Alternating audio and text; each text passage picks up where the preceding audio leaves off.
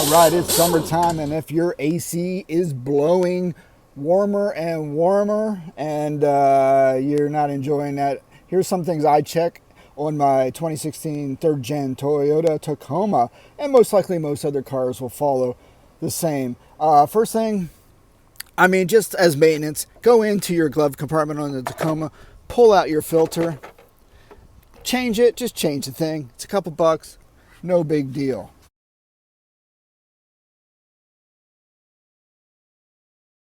All right. I also have a gauge in my car. It tells me what the temperature is. When your AC is running optimal, peak performance, it should be between 40 and 50 degrees Fahrenheit. I stick that in the vent. It's just a little couple dollar thing you get off Amazon.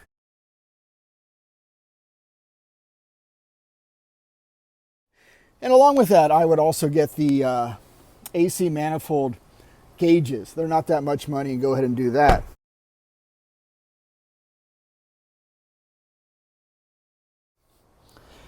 Ideally, what's happening if your system is blowing warm is your coolant is low. Your refrigerant is not coolant. Your refrigerant is low, and you have a leak. That's most likely the case. One thing you can check is, like I said, clean your filter. Come in here, vacuum all the debris out of your vents, pop your hood, vacuum all, clean all that crap out so it doesn't get sucked into your AC blower.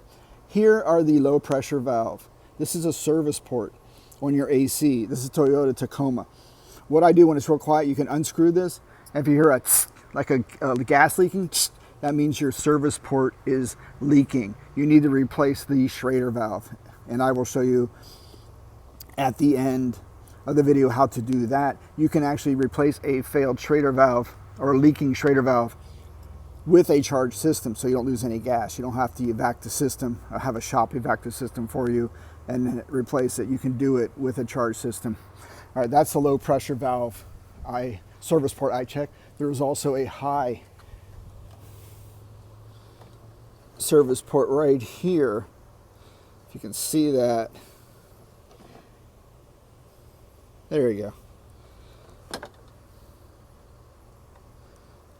Right there. There it is. You can check that too. Same thing. Is if you hear it, that means the Schrader valve in the service port is leaking. If you have a leaking high or low service port Schrader valve, you can replace that Schrader valve on a charged AC system with a tool like this. This one is Master Cool.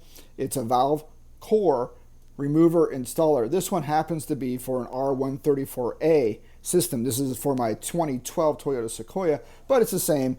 If you need the same concept, if you need to do it for the Tacoma, which uses the R1234YF. You got to make sure when you buy a kit like this, it matches your system. So for the Tacoma, it must be an R1234YF. I do not need it for the Tacoma. I bought it for the Sequoia since it does have a leaking Schrader valve right now. Here it is. That's how it works.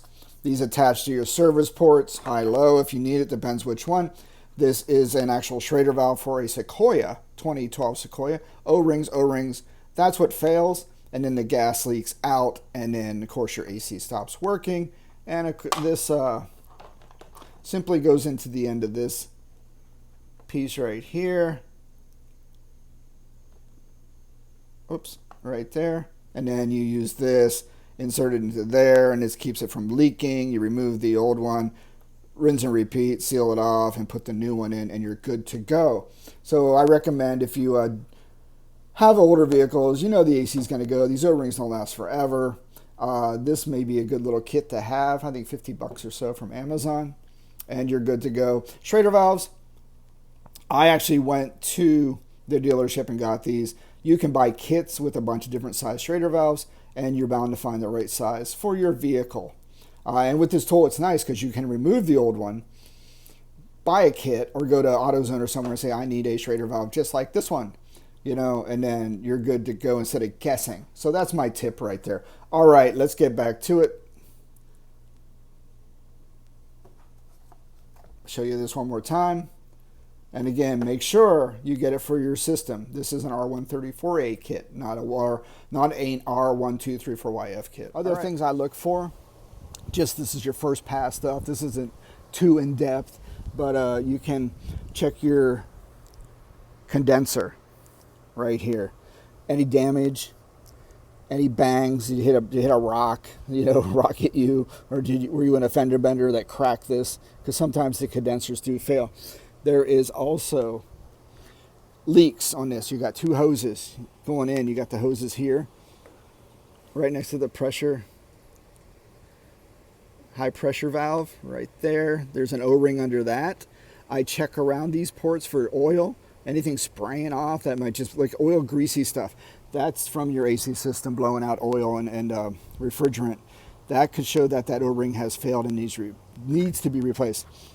Same thing for the one down here. If I can get a good angle here. There it is. Let me see here. Right there.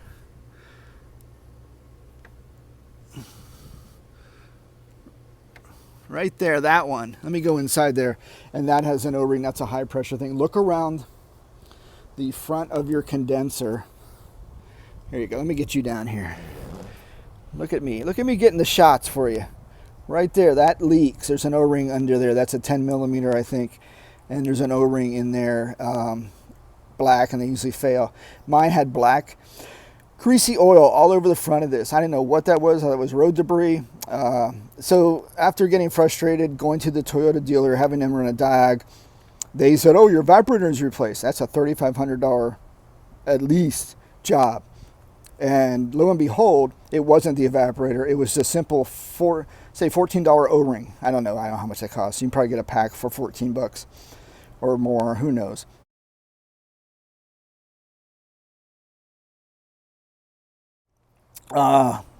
Get the O-ring, have a service shop evac the system and replace your ring for you.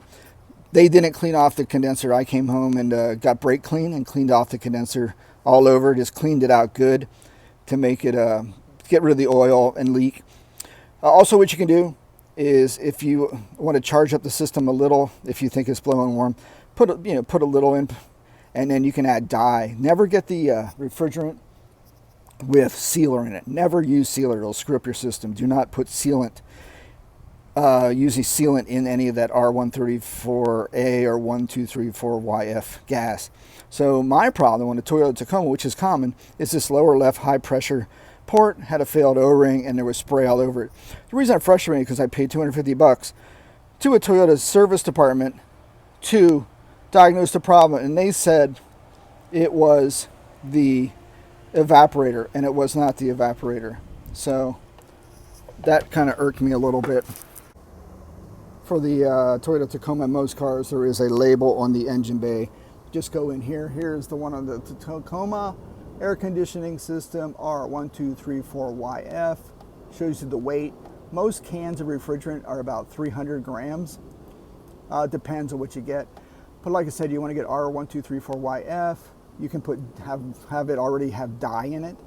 And no, don't get sealant. Like I said, don't get the cans with sealant in it. That's just going to destroy your system eventually.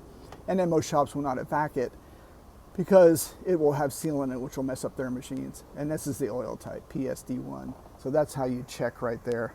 The Sequoia uses R134A gas, and the problem with this gas is, where is it at? 1234YF is expensive. It's about 40 bucks a can at least, and the R134A is about 13 bucks a can. So there you go. Make sure you have the right refrigerant. And again, the whole point of this video is to show you where to look if you have any leaks. And then also down here, right there is your AC compressor on the Tacoma.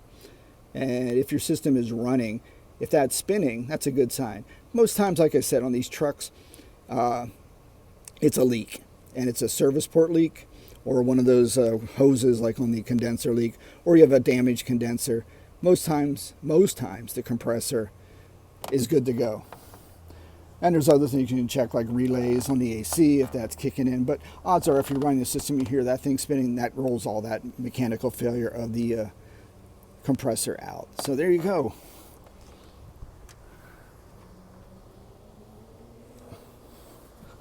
Ooh, it's hot. It is hot. Yeah, so like I said, I would go get the gauges, and if you think your system is okay or it's starting to go warm, you can go then, and then online you can say, here's the refrigerant I use, R1234YF. Here's today's temperature. Here's my location. You know, and then it'll send you to the tables, which shows you what your low and high pressure readings should be based on the ambient temperature and your current weather and all that crap, right? You know, if it's humid, you know, all that stuff, it tells you where the pressure should be approximately. And then what you want to do for the most accurate readings is in the front, if you have a fan, like a big fan, house fan or something strong enough, is have air blowing over the condenser. That will help with the system kick in like it's moving. I would get the gauges, and then at least you'll know if your pressures are low or high. And that way, the more you know, if you take it to a shop for them to evacuate the refrigerant, you can exactly pinpoint, hey, I got a leaking front condenser, hose, bad O-ring, the pressures are these at this temperature, you know, here's the tables, here's what they should be. This helps you diagnose it. And if they come back and say it's your evaporator, you say no, because to replace the evaporator is, like I said, at least $3,500. They have to remove this whole dash. It's a nightmare. It's like taking the whole vehicle apart. Okay, on my AC, what I did, I put the extra extender hose so it doesn't drip onto the frame and rust it out. If they say it's the evaporator, what you can do is, like I said, fill up a little bit if your pressures are way low based on the manifold readings, and run the AC. As it drips out, what you do is get the black light. And with any dye in the system at night, if you see any dye there, then you know the evaporator has an issue. It's leaking out there. But I did that and it was nothing. So basically, Toyota dealership here in Key West, Florida, lied to me. And they're just trying to upsell hugely $3,500 repair that did not need to be done. A bunch of idiots work there.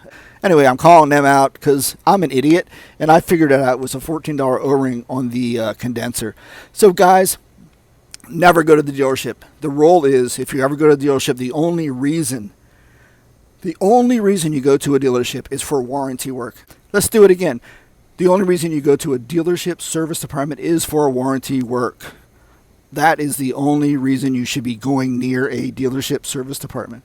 All right, on that note, I hope these little tips help. It'll just help you narrow down the problem and not be at the mercy of a mechanic. Came out one day, saw oil all over the front of the condenser, said it has to be the O-ring. System was drained out, there was no pressure. I started to replace the O-ring and recharge the system, and the thing is blowing about 40 to 50 Fahrenheit from the middle vent. So good to go. Hope this helps. Have a great day. I'm going to go take the dogs to the park.